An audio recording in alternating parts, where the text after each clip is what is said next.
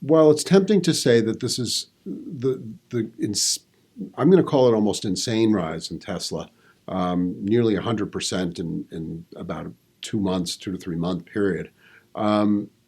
It's unfair to say it's all short covering, but I will be able to document that short covering is at least some of it. Here's why. Someone asked me this question earlier today, and I did some research into the topic. All of us have noticed the stunning rise in Tesla. Just the fact that we're sort of middle of October.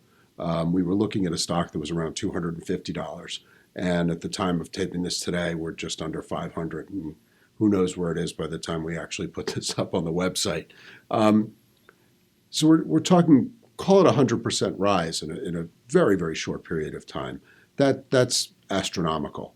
You can't say that's all short covering. The way I can document this is the exchanges release short positions on a 2-week basis, although they are released with a lag.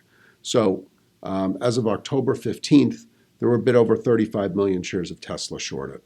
As of middle of December, which is the most recent data I had access to today, as of today, there were about 25 million shares shorted. During that period of time, the stock price ran up about $100. And you could say, okay, well, that meant that there were 10 million shares net bought over that period of time. That's true, but keep in mind that also over that time, Tesla traded about 6 million shares a day. And it's hard to say that 10 million shares of net buying was the sole catalyst. The real catalysts were the market's response to generally friendly news. They were able to meet the low end of their production targets. They were able to get going in China.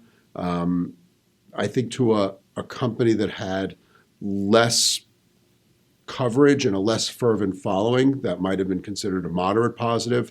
In the case of Tesla, that became the catalyst to a staggering rally. I think a lot of it was fueled by year-end considerations.